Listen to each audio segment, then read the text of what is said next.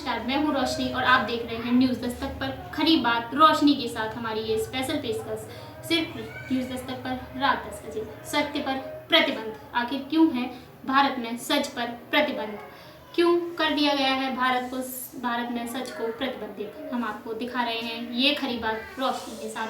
भारत में हाल ही में एक नामी गिरामी मीडिया चैनल को प्रतिबंधित कर दिया गया 24 घंटे के लिए इस आरोपों के साथ कि उसने जो पत्रकारिता की वो कंटेंट से हटकर थी।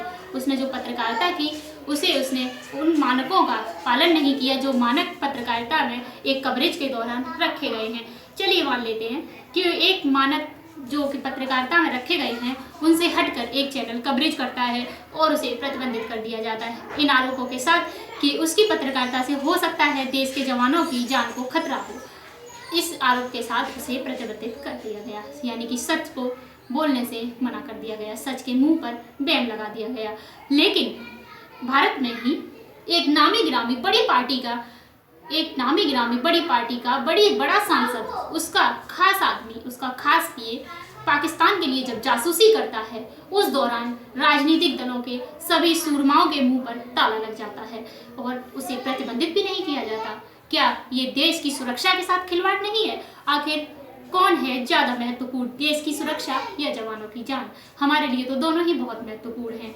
लेकिन भारत में इस वक्त जो हो रहा है, जो चल रहा है, वो पूरी तरह से एक राजनीतिक जामा पहने हुए है, एक पूरी तरीके से सोची समझी राजनीतिक साजिश, वोट बैंक बनाने के लिए किया जा रहा एक राजनीतिक फुल प्रूफ ड्रामा, एक हाई वोल्टेज ड्रामा जिसमें कि हर व्यक्ति को मोहरा बनाकर राजनीतिक पार्टियां इस्तेमाल कर रही हैं।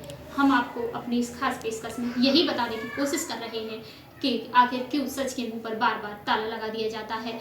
भारत में क्या पत्रकारिता को, आज मीडिया को फिर से लॉर्ड रिपन और कृष्णपाल दास की आवश्यकता नहीं है, जिन्होंने अंग्रेजों के ज़माने में भारतीय पत्रकारिता पर वर्नाकुलर प्रेस एक्ट जैसा कानून हटाकर उसे एक नया आयाम दिया था, उसे स्वतंत्रता दी थी बोलने की, लिखने की, छापने की और सरकारी नियमों से आज़ादी, जिसमें उसे आज़ादी हो पूरी तरीके से अपनी बात को रखने की, जहां उसे सच बोलने पर प्रतिबंधित ना कर दिया जाए, जहां पर उसे रखा जाए पूरे मानकों के साथ। पत्रकारिता करने की आज़ादी हो, कवरेज करने की आज़ादी हो, अपनी बात को कहने की आज़ादी हो। क्या इस तरह का बैन भारतीयवाद एवं अभिव्यक्ति की स्वतंत्रता पर बैन नहीं है?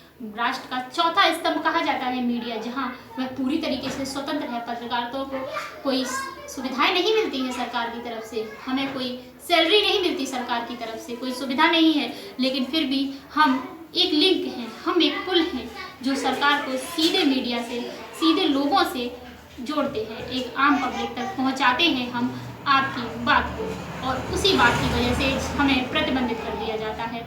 आखिर ऐसा क्यों एक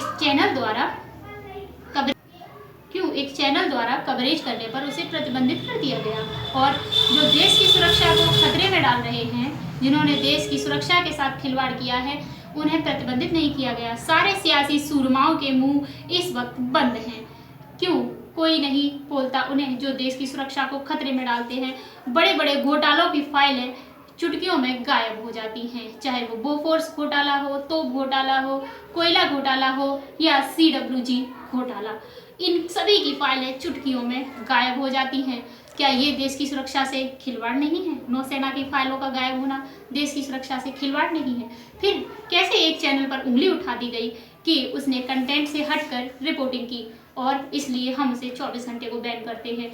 यदि इसे बैन करना सही है तो फिर बैन होने चाहिए वो लोग भी जिन्होंने देश की सुरक्षा को ये सारी फाइलें खतरे में डाल दिया, जिन्होंने देश की सुरक्षा को खतरे में डाला है ये सारी फाइलें गायब करके। मेरा यही कहना है आपसे, आखिर क्यों और कब तक भारत में सच प्रतिबंधित रहेगा और कब तक इस तरह की परेशानियों का सामना एक मीडिया कर्मी को करना पड़ेगा? फिलहाल के लिए इतना ही।